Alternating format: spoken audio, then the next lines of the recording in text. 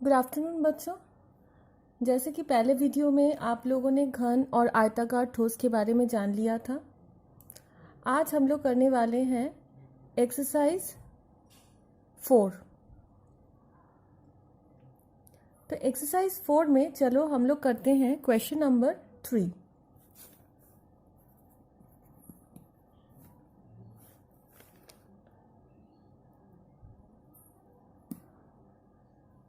Question number 3 में क्या है? एक समकोणीय घनाकार घर की लंबाई, चौड़ाई, ऊंचाई 3 मीटर, 4 मीटर एवं 3 मीटर होने से। सबसे पहली बात, ये क्वेश्चन में थोड़ा प्रिंटिंग मिस्टेक है। ये समकोणीय घनाकार नहीं होगा, आयताकार ठोस होगा, क्योंकि लंबाई, चौड़ाई और ऊंचाई अलग अलग है। तो लंबाई है 5 मीटर, चौड़ाई है 4 मीटर, ऊंचाई है 3 मीटर। आप लोग को बताना है उसमें वृहत्तम कितना लंबा डंडा रखा जा सकता है। तो वृहत्तम लंबा डंडा रखा जा सकता है का मतलब है विकर्ण का लंबाई, क्योंकि सब विकर्ण हम लोग इस कोने से लेकर इस कोने तक रख सकते हैं। अगर मान लो ये घर है तो इस कोने से इस छत के कोने तक मान लो, तो ये जो लंबाई है इसको विकर्ण कहते हैं। तो ऑब्वियसली ये सबसे लंबा डंडा होगा। तो हमको विकर्ण की लंबाई यहाँ निकालनी है। आप लोग जानती हो, मैंने पहले वीडियो में आप लोगों को विकर्ण की लंबाई का फॉर्मूला बताया था। तो विकर्ण हो जाएगा √5 का स्क्वायर प्लस 4 का स्क्वायर प्लस 3 का square, that is equals to 25 plus 16 plus 9। तो ये हम लोगों का आ गया √50 मीटर। ऑब्वियसली यूनिट नहीं भूलना है। इसका हम लोग लसा कर लेते हैं। तो 2 × 5 × 5, 5 5 जो 25, 5 2 जो 50, 25 2 जो 50, 50 है। जोड़ा बना लो तो 5 बाहर आ गया, 5 √2 मीटर। तो हम लोगों का आंसर होगा इस घन के अंदर सबसे लंबा डंडे का लंबाई होगा, वृहत्तम डंडे का लंबाई होगा 5 √2 मीटर। क्लियर? 6 नंबर, घन के विकर्ण का लंबाई, घन के विकर्ण इक्वल टू 4√3 सेंटीमीटर।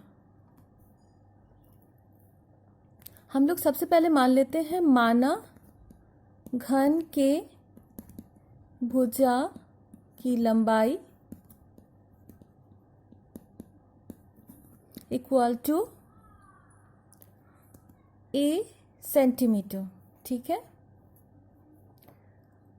विकर्ण का फॉर्मूला हम लोग क्या जानते हैं? a√3। तो यहां पर विकर्ण का वैल्यू डाल दो, √3 कैंसिल, तो a आ गया हम लोग का 4 सेंटीमीटर। तो घन के भुजा की लंबाई आ गई 4 सेंटीमीटर। ठीक है। अब हम लोगों को क्या करना है, यहां पर समग्र तल का क्षेत्रफल निकालना है। तो समग्र तल के क्षेत्रफल का क्या फॉर्मूला है?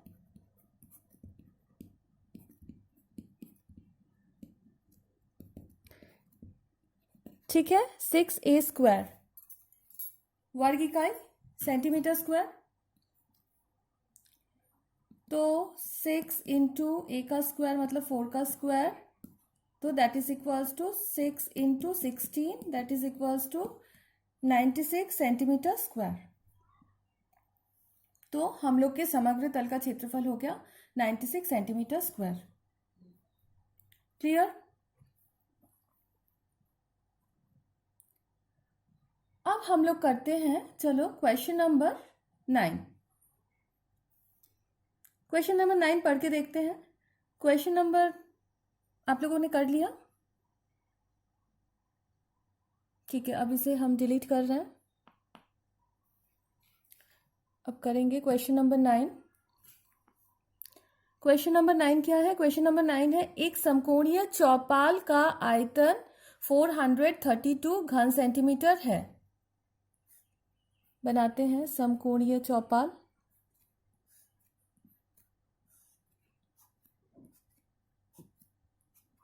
ठीक है, इसका आयतन दिया हुआ है 432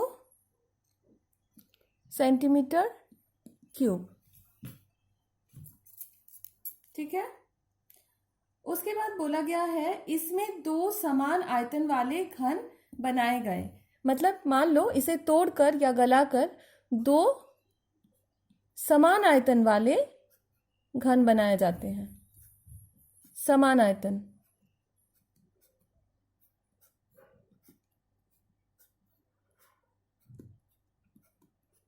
तो इसका मतलब प्रत्येक ये जो समान आयतन बने, प्रत्येक घन का आयतन कितना हो जाएगा? 432/2, क्योंकि पूरे का था 432, तो 432 मिलाकर ये दोनों हैं, तो इसका मतलब ये एक इसका आधा होगा। तो 432/2 तो डिवाइड करने से हम लोगों का आ गया 216 सेंटीमीटर क्यूब। ठीक है, तो प्रत्येक घन का आयतन आ गया 216 सेंटीमीटर क्यूब। अब हम लोग क्या करते हैं, मान लेते हैं माना घन की भुजा इक्वल टू ए सेंटीमीटर। तो घन का आयतन क्या होता है?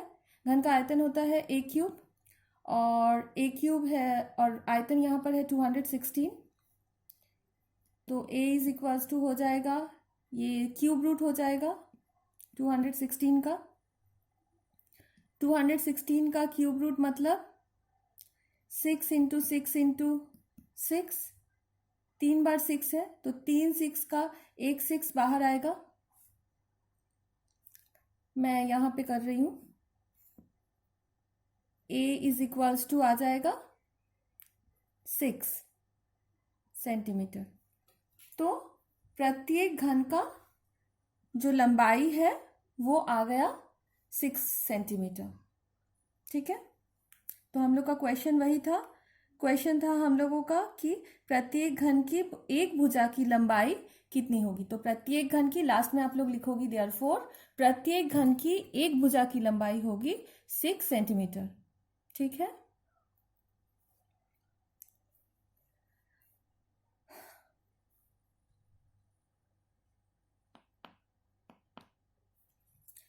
अब चलो हम लोग करते हैं क्वेश्चन नंबर 12। क्वेश्चन नंबर 12 में क्या है? क्वेश्चन नंबर 12 है एक समकोणीय चाय के बॉक्स की भीतरी लंबाई, चौड़ाई और ऊंचाई दी हुई है। ध्यान से देखो, सब डेसीमीटर में दिया हुआ है। यहाँ जब भी आप लोग मेंसुरेशन चैप्टर करोगी, क्षेत्रमिति वाला चैप्टर्स करोगी, आप लोगों को इकाई पे ध्यान देना बहुत ज़रूरी है, क्योंकि कुछ में आप लोग देखोगी सेंटीमीटर दिया हुआ है, कुछ का डेसीमीटर दिया हुआ है, कुछ का मीटर दिया हुआ है। जो भी दिया रहेगा आपको सबको बराबर यूनिट कर देना है। ठीक है, तो 12 नंबर,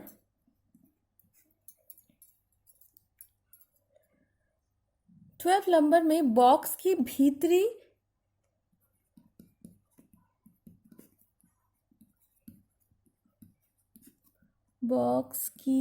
भीतरी लंबाई, चौड़ाई और ऊंचाई दी गई है। तो लंबाई क्या है? लंबाई है 7.5 डेसीमीटर, चौड़ाई है 6 डेसीमीटर और ऊंचाई है 5.4 डेसीमीटर।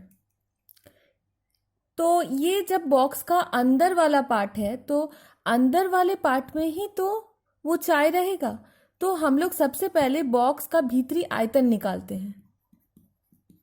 आयतन क्या हो जाएगा? आप लोग फॉर्मूला जानती हो, लंबाई गुणे चौड़ाई गुणे ऊंचाई। तो 7.5 इंटू 6 इंटू 5.4 डेसीमीटर क्यूब।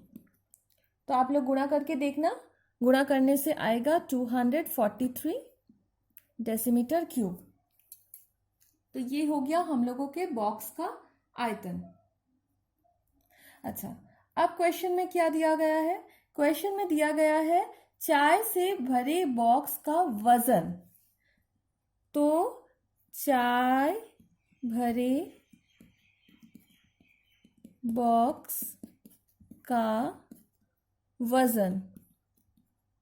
वजन दिया हुआ है 52 किलोग्राम और 350 ग्राम। एक साथ कर देते हैं, 52.35 किलोग्राम। किलोग्राम और ग्राम को मैंने एक साथ कर दिया, ठीक है। तो चाय से भरे बॉक्स का वजन है 52.35 किलोग्राम। अच्छा, यहाँ पर आप लोग देखोगी खाली बक्से का भी वजन दिया हुआ है। तो खाली बॉक्स का वजन इक्वल टू 3.75 किलोग्राम। तो भरे बॉक्स का वजन है 52.35 और खाली बॉक्स का है 3.75। तो अगर भरे बॉक्स से खाली बॉक्स को माइनस कर दें तो हम लोग को चाय का वजन मिल जाएगा कि चाय का वजन कितना है, ठीक है। तो अब हम लोग निकालते हैं चाय का वजन।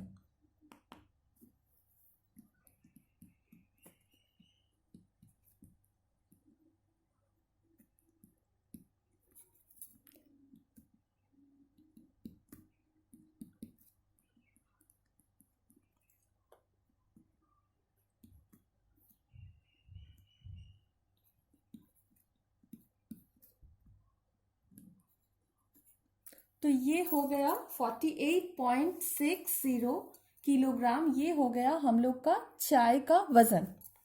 अब आप लोग थोड़ा क्वेश्चन पे ध्यान दें। क्वेश्चन पे लिखा हुआ है कि 1 घन डेसीमीटर चाय का वजन कितना होगा, ठीक है। तो यहां पर आप लोग देख रही हो कि चाय का वजन इतना है और चाय का आयतन था 243 डेसीमीटर क्यूब।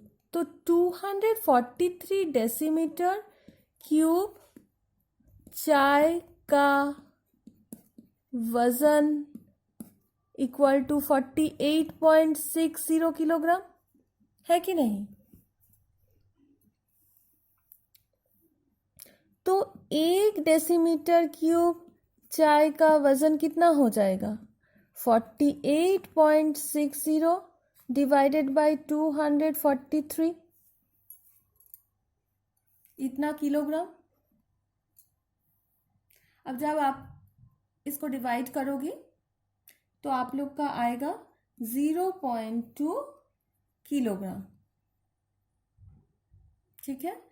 अब 0.2 है तो पॉइंट मैंने हटाने के लिए किलोग्राम को मैं ग्राम में चेंज कर देती हूँ।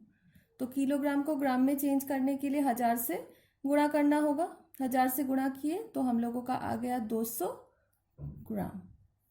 तो 1 decimetre cube is equals to 200 gram और ये है आप लोगों का आंसर, ठीक है।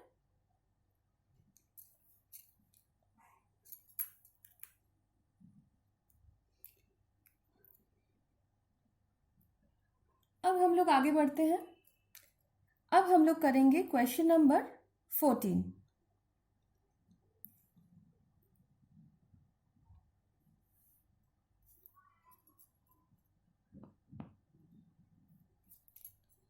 क्वेश्चन नंबर 14 है चांदमारी का रास्ता ऊंचा करना होगा। अतः रास्ते के दोनों तरफ समान गहराई और समान माप के 30 गड्ढे खोदकर उससे निकली मिट्टी से रास्ता को ऊंचा किया जाए तथा प्रत्येक गड्ढे की लंबाई चौड़ाई ऊंचाई क्रमशः दी हुई है और कुल मिट्टी निकला है 2520 घन मीटर। तो प्रत्येक गड्ढे की गहराई कितनी है, मतलब गड्ढे का आप लोग को सिर्फ लंबाई और चौड़ाई दिया हुआ है, गहराई नहीं दिया हुआ है, वो निकालना है। एक रास्ता बनाया जा रहा है, बनाकर ऊंचा करना है रास्ते को। रास्ते को ऊंचा करने के लिए मिट्टी डालना होगा, तो मिट्टी डालने के लिए बहुत सारे गड्ढे खोदे गए हैं, इस तरह के गड्ढे खोदे गए हैं। इन गड्ढों से मिट्टी निकालकर रास्ते में डाली गई है। तो ऐसे कितने सारे गड्ढे खोदे गए हैं? 30 गड्ढे खोदे गए हैं। तो इन गड्ढों का लंबाई और चौड़ाई दिया हुआ है, ये गहराई जो है ये नहीं दिया हुआ है, ये आप लोगों को निकालना है। और इन 30 गड्ढों से जो मिट्टी निकला है उसका आयतन है 2520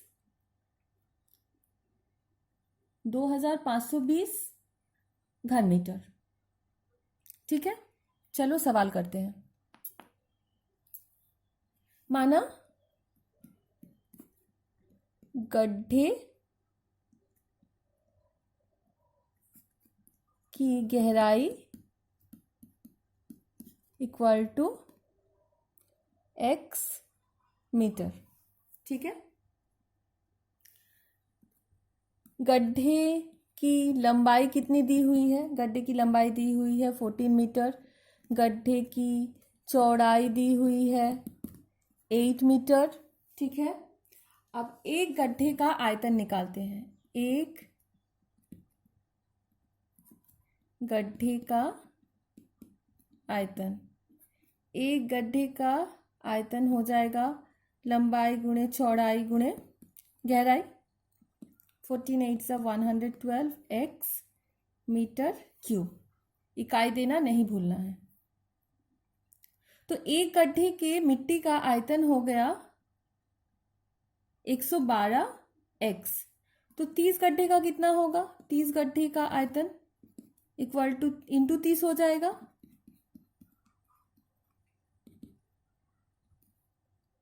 तो ये गुणा करेंगे तो हम लोगों का आ जाएगा 3360 x मीटर क्यूब। ठीक है, तो इतना मिट्टी 30 गड्ढों से निकलेगा। चलो अब आगे करते हैं। अब रास्ते में डाली गई मिट्टी का आयतन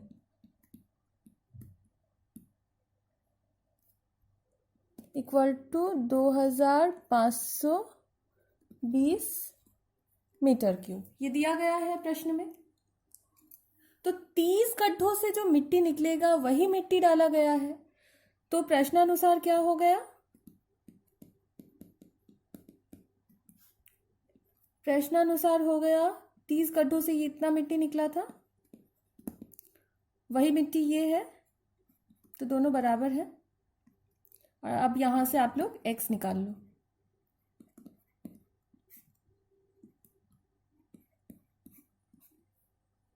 कैंसिल करके देखना, कैंसिल करने से आएगा 0.75 मीटर।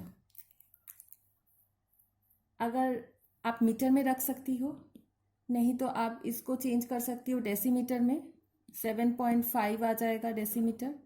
आपका मन करे तो आप 75 सेंटीमीटर भी कर सकती हो। एग्ज़ाम में आप कोई भी करोगी आपको मार्क्स मिलेगा।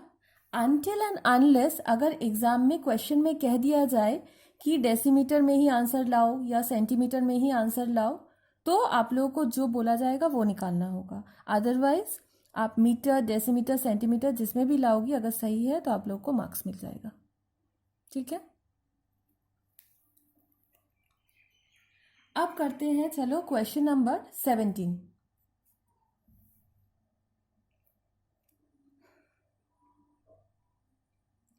क्वेश्चन नंबर 17 क्या है?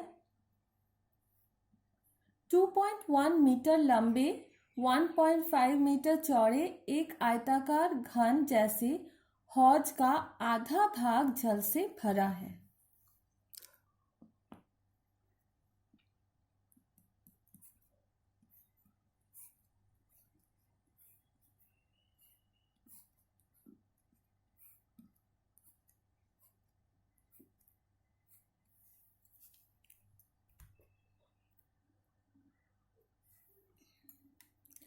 कहा गया है इसमें आधा भाग जल से भरा है, तो सपोज ये आधा है, ये आधा पोर्शन जल से भरा हुआ है, ठीक है।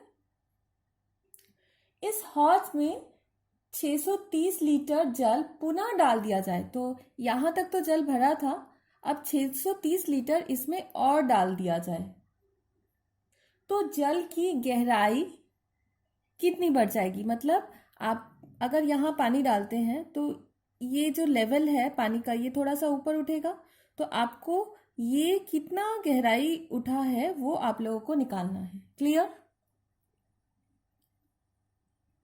तो हम लोग क्या करेंगे, हम लोग सबसे पहले देख लेते हैं कि लंबाई कितनी दी हुई है। लंबाई दी हुई है 2.1 मीटर, इसे हम डेसीमीटर में चेंज कर देते हैं। और चौड़ाई दी हुई है 1.5 मीटर, दैट इज 15 डेसीमीटर।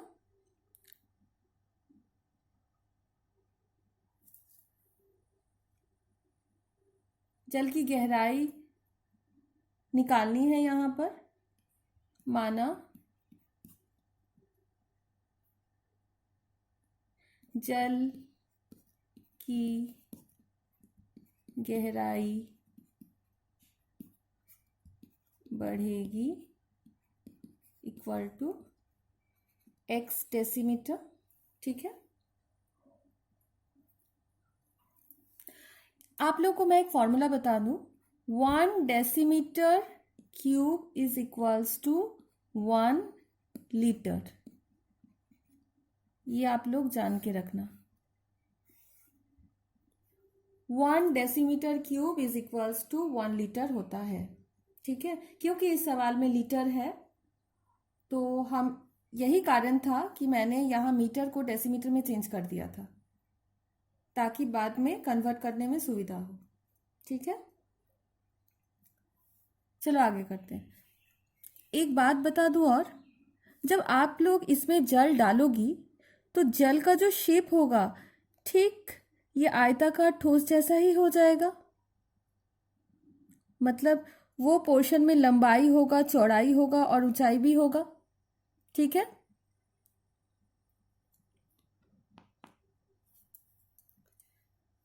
तो 1 litre equal to 1 decimetre cube अगर हो तो 630 litre is equals to 630 decimetre cube होना चाहिए, ठीक है। तो प्रश्नानुसार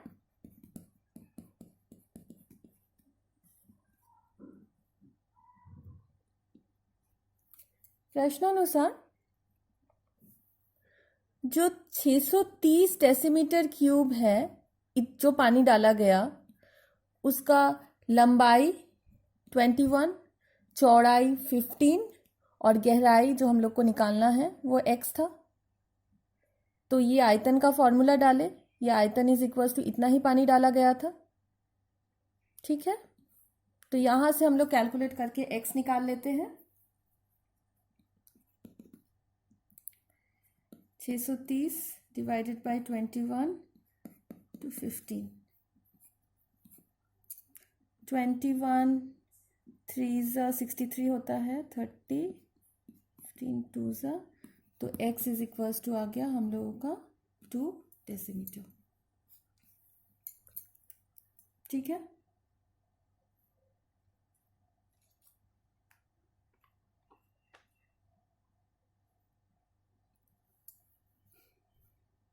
अब चलो हम लोग करते हैं क्वेश्चन नंबर 20।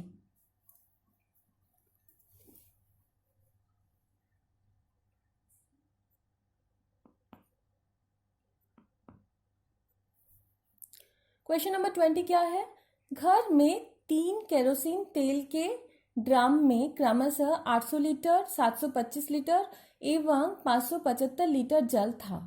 मान लो 3 ड्रम है,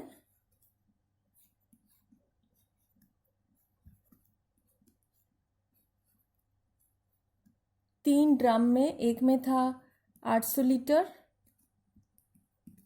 एक में था 725 लीटर और एक में था 575 लीटर तेल।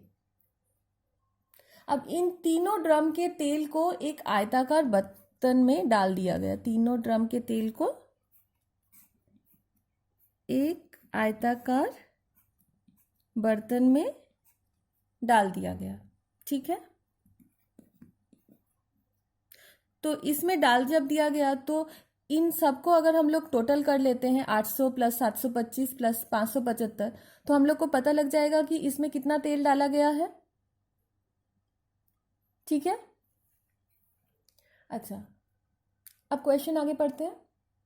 इन तीनों ड्रमों के तेल को एक आयताकार बर्तन में डाला गया एवं इस बर्तन में तेल की गहराई 7 डेसीमीटर हो गई। जब ये तेल डाल दिया गया तो गहराई हो गई 7 डेसीमीटर। यदि उस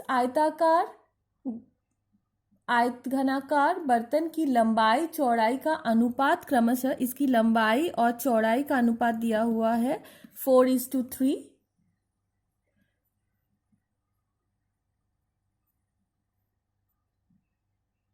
तो लंबाई और चौड़ाई कितनी होगी ज्ञात करना है। तो आप लोग को पता ही है, हम लोग लंबाई को मान लेंगे 4x और चौड़ाई को मान लेंगे 3x और फिर हम लोग निकालेंगे। तो चलो इस सवाल को अब हम लोग करते हैं।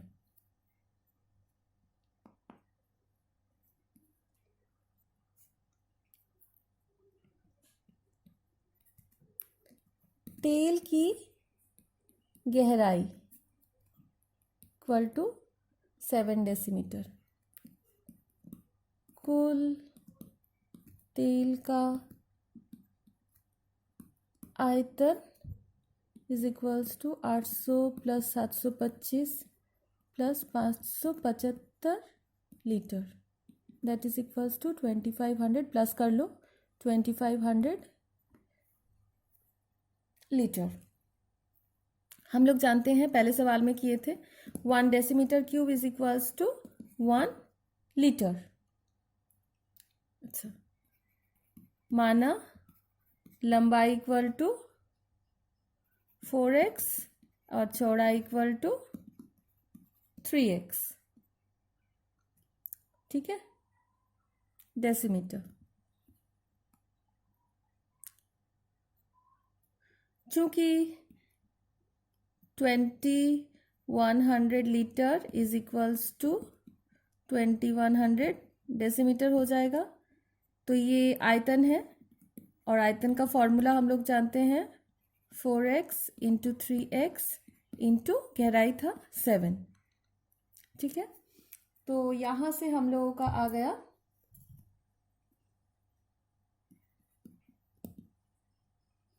12x square into 7। ठीक है,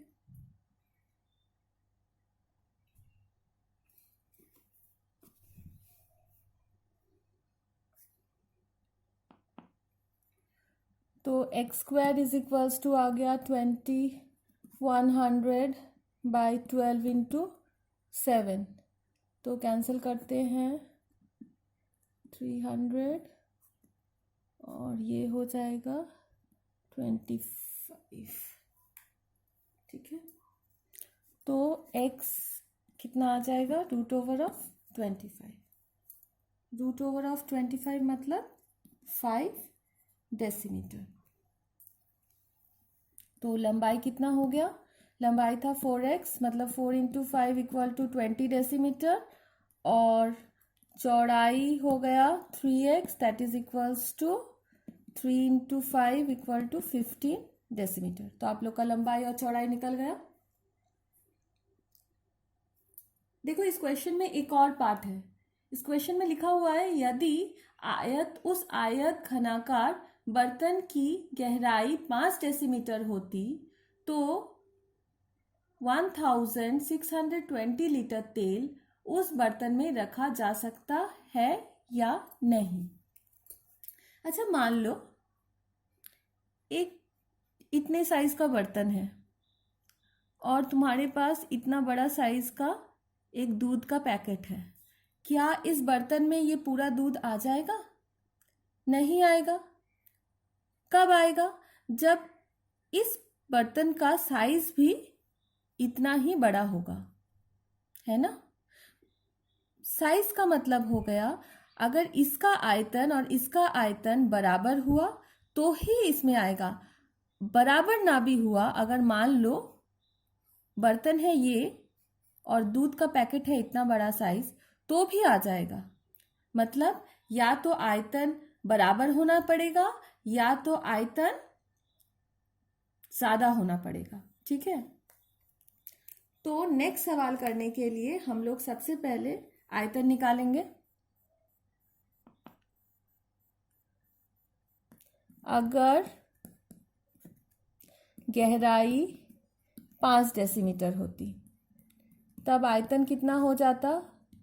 लंबाई हम लोग का 20 निकला, चौड़ाई 15 निकला और गहराई को 5 माना गया है। ये गुणा करने से हम लोग का आ गया 1500 डेसीमीटर क्यूब। और पूछा गया है कि 1620 डेसीमीटर क्यूब का तेल इसमें रखा जा सकता है या नहीं। तो 1620 तो बड़ा है इससे, मतलब बर्तन के साइज से ये आयतन ज्यादा है। तो 1620 डेसीमीटर क्यूब तेल 1500 डेसीमीटर क्यूब आयतन वाले बर्तन में नहीं रखा जा सकता है, ठीक है। क्लियर?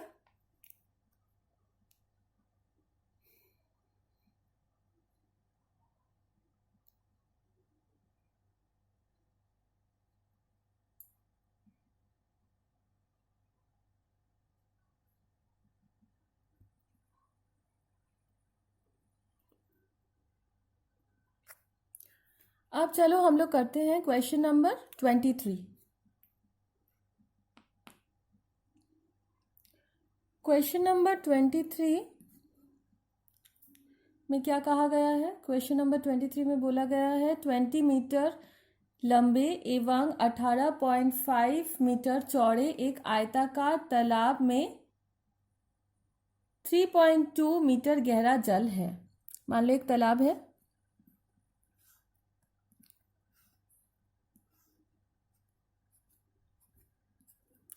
तालाब का लंबाई चौड़ाई और गहराई दिया हुआ है, ठीक है, जिसमें प्रति घंटा 160 किलोलीटर जल निकालने वाले एक पंप को कितने समय तक चलाना पड़ेगा कि पूरा तालाब खाली हो जाए।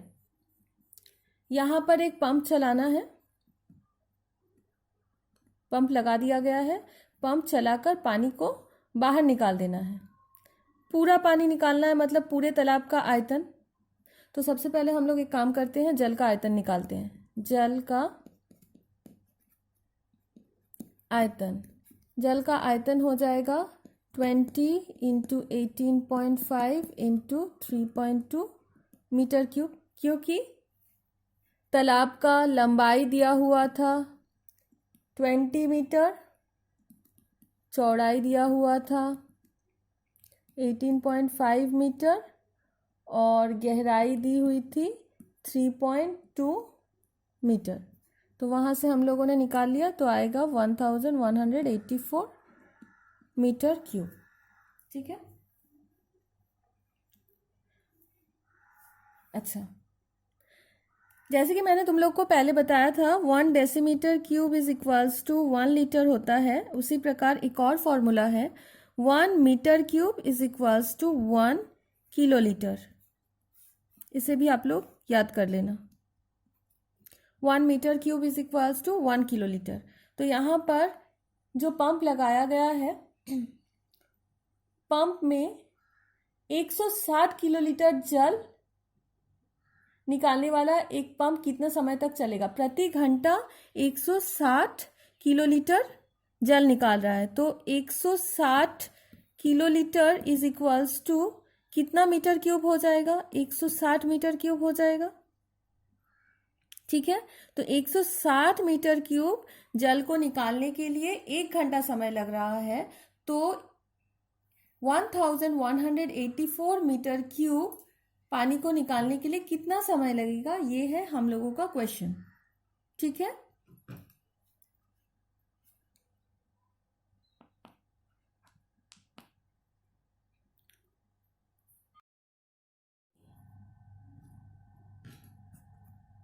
निकालने में समय लगेगा इक्वल टू 1 घंटा। तो 1 मीटर क्यूब पानी निकालने में समय लगेगा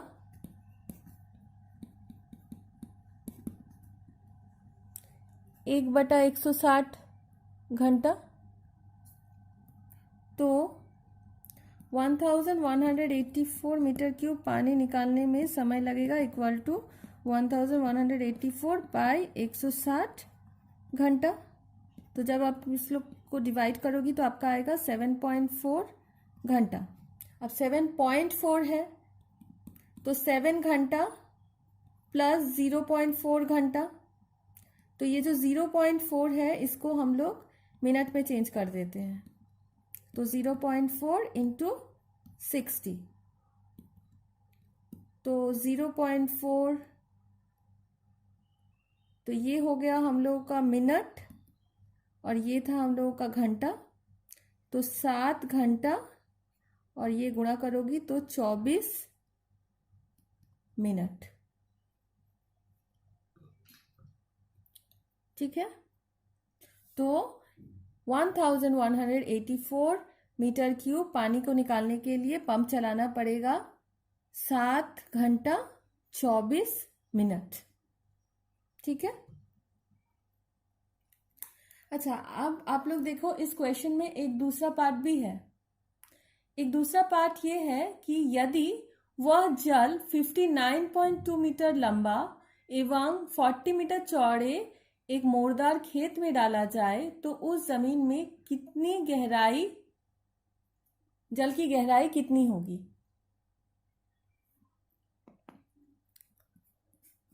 तालाब से निकालकर एक खेत में डाला जा रहा है और खेत का लंबाई और चौड़ाई दिया हुआ है। तो खेत की लंबाई इक्वल टू 59.2 मीटर और खेत की चौड़ाई इक्वल टू 40 मीटर और माना गहराई is equals to y metre. ठीक है, तो यहां जितना पानी था यहां तो उतना ही पानी डालेंगे ना, तो यहाँ पानी का आयतन और इस पानी का आयतन सेम होना चाहिए।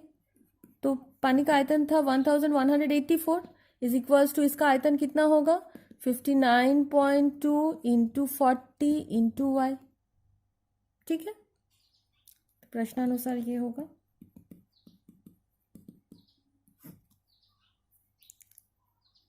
ठीक है, तो यहाँ से अब y निकाल लो आप लोग काट के यहाँ से y निकाल लेना। y आ जाएगा 0.5 मीटर। 0.5 मीटर भी रख सकती हो, नहीं तो आप इसको डेसीमीटर में चेंज कर दो इंटू 10, 5 डेसीमीटर हो जाएगा। ठीक है,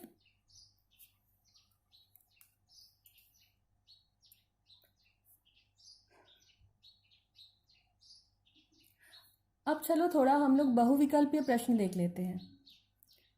बहुविकल्पीय प्रश्न में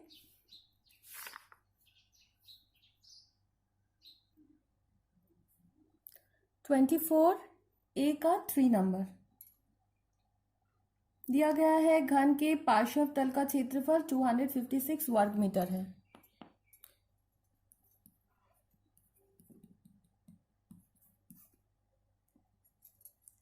पार्श्व तल का क्षेत्रफल का फॉर्मूला हो जाएगा 4a², तो वो है 256। तो यहाँ से a कैलकुलेट कर लो।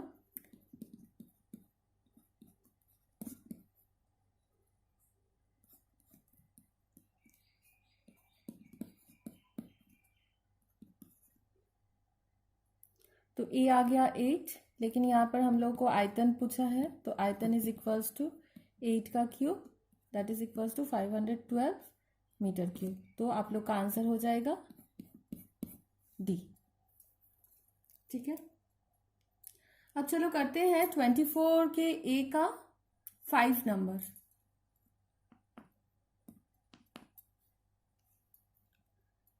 ए के 5 में दिया हुआ है घन के समग्र तल का क्षेत्रफल। घन के समग्र तल का क्षेत्रफल मतलब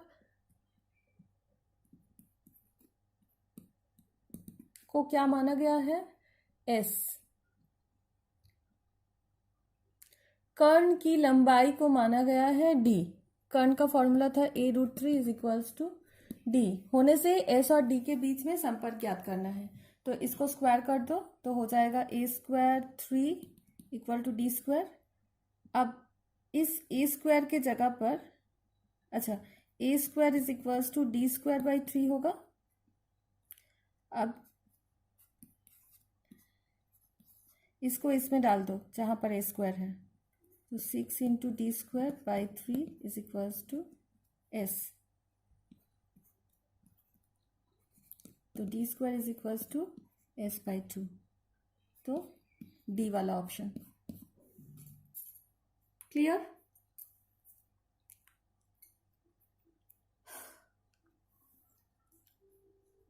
नेक्स्ट हम लोग करते हैं बी का 2 नंबर। यहां बोला गया है वर्षा के समय 2 हेक्टेयर जमीन में 5 सेंटीमीटर ऊंचे जल होने से, अच्छा सबसे पहले मैं आप लोग को एक और फॉर्मूला बता दूं, 1 hectare is equals to 10,000 metre square, ये याद रखना है। तो यहां पर हेक्टेयर मतलब नीचे का क्षेत्रफल, नीचे वाला क्षेत्रफल दिया हुआ है, ठीक है। तो यहां पर 2 हेक्टेयर है, तो 2 हेक्टेयर हो जाएगा 20,000 मीटर स्क्वायर। अच्छा,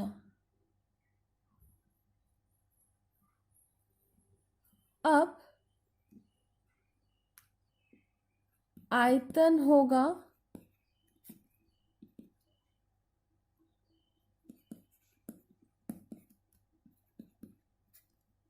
आयतन का ये फॉर्मूला भी हो सकता है, क्योंकि आप लोग ध्यान से देखो आयतन का क्या फॉर्मूला होता था, लंबाई गुणे चौड़ाई गुणे ऊंचाई। और ये देखो लंबाई गुणे चौड़ाई, ये जो लंबाई गुणे चौड़ाई है ये तो आयत के क्षेत्रफल का फॉर्मूला हुआ करता था।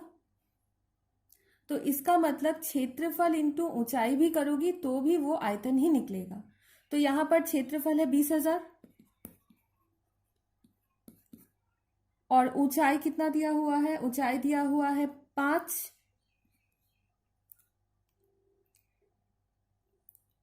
5 क्या है,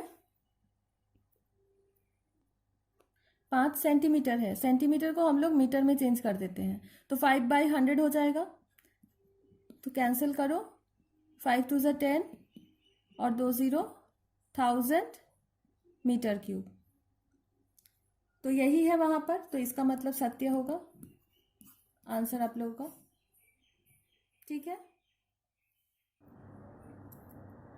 अब करते हैं सी का सपोज 2 नंबर।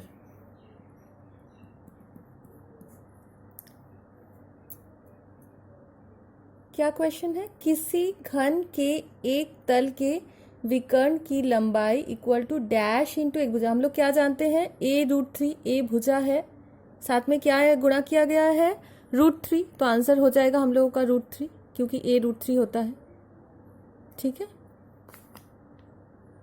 अच्छा, अब चलो करते हैं 25 नंबर। 25 नंबर क्वेश्चन का 1 नंबर करते हैं।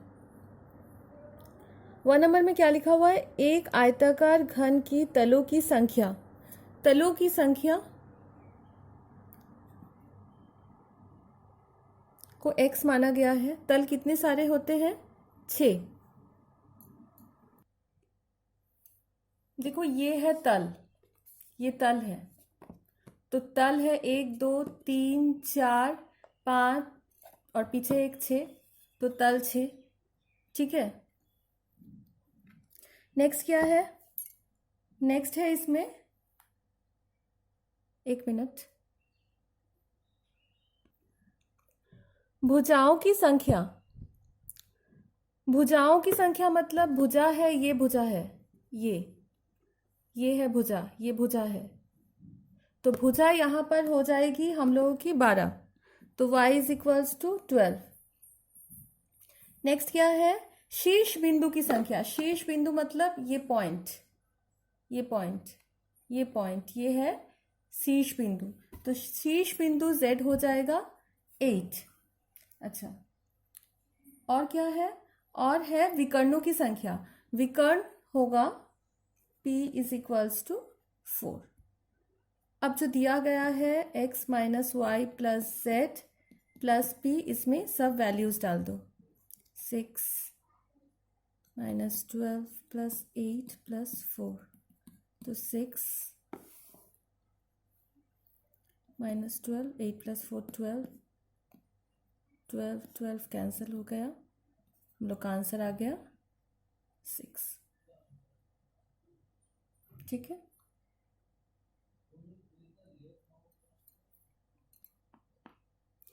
अब करते हैं हम लोग 24 का, सॉरी 25 का सपोज 4 नंबर। 4 नंबर है 3 ठोस घन जिनकी भुजाएं क्रमशः 3 सेंटीमीटर, 4 सेंटीमीटर और 5 सेंटीमीटर। 3 घन है,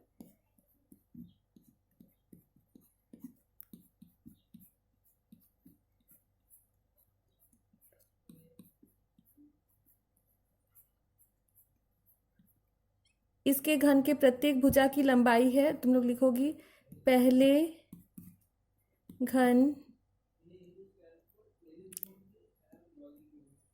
की भुजा की लंबाई की भुजा इक्वल टू 3 सेंटीमीटर, दूसरे घन की भुजा इक्वल टू 4 सेंटीमीटर और तीसरे घन की भुजा इक्वल टू 5 सेंटीमीटर। ठीक है, इन तीनों को गलाकर एक नया ठोस घन बनाया गया है, बड़ा। तो सबसे पहले हम इन तीनों का आयतन निकालते हैं। तो पहले घन का आयतन, आयतन का फॉर्मूला हम लोग जानते हैं, a का क्यूब मतलब 3 का क्यूब मतलब 27 सेंटीमीटर क्यूब। इसी प्रकार दूसरे घन का निकालो, दूसरे घन का आयतन हो जाएगा 4 का क्यूब मतलब 64 सेंटीमीटर क्यूब। इसी प्रकार आप लोग तीसरे घन का आयतन निकालो,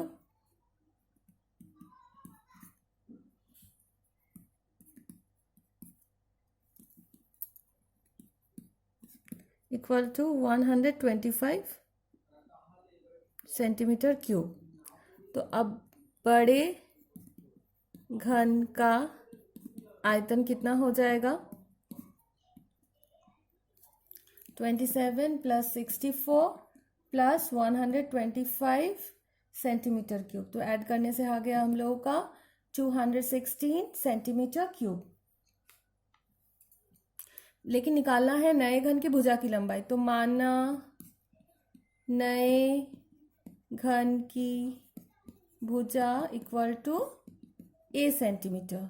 तो हम लोग फॉर्मूला जानते हैं a क्यूब घन का, और यही घन के आयतन का, और यही आयतन भी है 216, तो a आ गया क्यूब रूट ऑफ 216 यानी कि 6 सेंटीमीटर। तो नए घन का भुजा का लंबाई हो गया 6 सेंटीमीटर। तो इसी तरह से ये चैप्टर भी हम लोग का एंड हो गया। तो आप लोग रेस्ट ऑफ द सम्स घर में आप लोग होमवर्क करना। फिर हम लोग मिलेंगे एक नए वीडियो में, नया चैप्टर लेकर। Okay, thank you.